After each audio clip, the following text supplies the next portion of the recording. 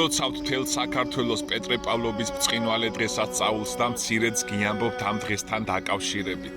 სულთმოფენობის შემდეგ მოციქულები მარხვითა და ლოცვით ემზადებოდნენ სახარების საყოველთაო ქადაგებისთვის. წმინდა ათანასე დიდი იმპერატორ კონსტანტინესადმი მიწვნის სიტყვაში წერს. წმინდა 50-ე დღის შემდგომ მარხვაშიერი სალოცავად გავიდა სასაფლაოზე. წმინდა ამბროსი მედიოლანელი ამბობს, ღმერთმა ისე განაგო, რომ მოწნაწილეობა მიგვეღო მის ნებებში 40 დღიან მარხვაში, ასევე ბედნიერ ყო თავისი აღდგომითა და სულთმოფენით, ხოლო ამ ხიარულ დღეთა შემდგომ ჩვენ ისევ მარხულობთ. ლეონ დიდი კი წერს, საეკლესიო მარხვები წელიწადის დროთა შესაბამისად ისეა განაწილებული, რომ წელიწადის ყოველ დროს შესაბამისი თავშეკავებული მოღვაწეობაც ახლავს. ქრისტეს მოწაფეთა მოციქულთა შორის მართლმადიდებელი ეკლესია განსაკუთრებულ პატივს წმინდა პეტრე და წმინდა პავლე მოციქულებს მიაგებს. წმინდა მღვდელმთავარ იოანე ოქროპირის სიტყვით, აღემატნენ ყოველგვარ ბუნებას მიწიერსა და ზეციურს, ისინი ხორცში მყოფნი აღემატნენ ანგელოსებს.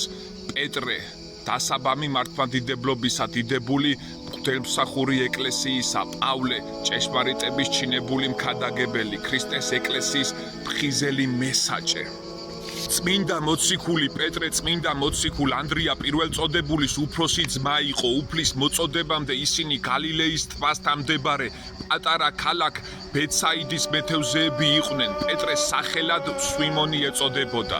მისი რწმენის გამო უფალმა მას პეტრე უწოდა, რაც კლდეს ნიშნავს. ხოლო წმინდა მოციქული პავლე დაიბადა ქალაქ თარსუსში, წარჩინებული ებრაელის ოჯახში, ახალი წელთაღრიცხვით პირველ საუკუნეში. საღვთისმეტყველო განათლება მიიღო იერუსალიმში, ფარისეველ გამალილეის სკოლაში.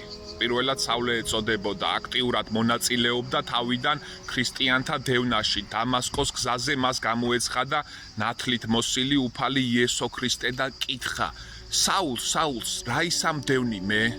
ამ სასწაულის შემდეგ სავლე დაბრმავდა. მოგვიანებით მოციქულმა ანანიამ უფლის ნებით მოძებნა სავლე, მონათლა და თვალები აუხილა. ქრისტიანთა სასტიკი და დაუნდობელი დევნის დროს პეტრე და პავლე მოციქულები რომში ჩავიდნენ და სახარებას უშიშრად ქადაგებდნენ. ჭეშმარიტი სიტყვის ძალამ თვით იმპერატორის სასახლეში შეაღწია პავლე მოციქულმა ნერონის ერთ-ერთი საყვარელი ცოლი ქრისტიანობაზე მოაქცია. როგორც გადმოგცემენ, ამ დროს რომში ცნობილი თვალთმაქცი სიმონ მოგვიც იმყოფებოდა, რომელიც პეტრე მოციქულმა ჯერ კიდევ სამარიაში ქადაგებისას ამხკილა მისი ცრუ ნებები. მას ქრისტიანები ჭირის დღესავით ზულდა. სატანური ამპარტანებით შეპყრობილი სიმონი თავს ხან ღმერთად, ხან სამყაროს შემქმნელ ღვთაებრივ ძალადაც აცხადებდა.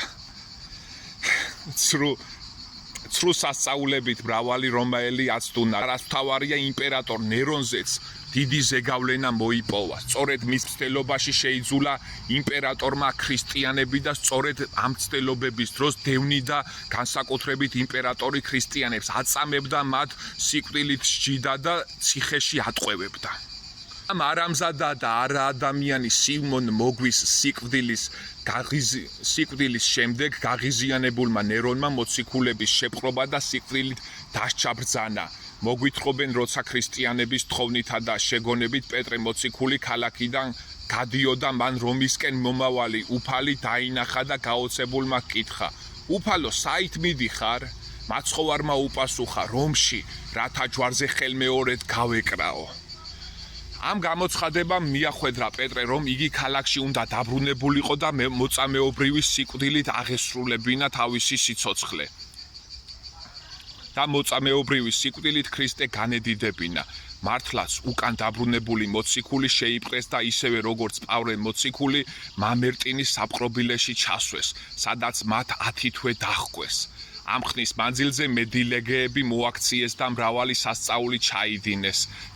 პეტრე მოციქულის ჯერ ცოლი დაუსაჯეს, მეუღლეს, რომელიც დასასჯელად მიჰყავდათ, გზა შემდეგი სიტყვებით დაულოცა: გახსოვდეს უფალი ცოლო.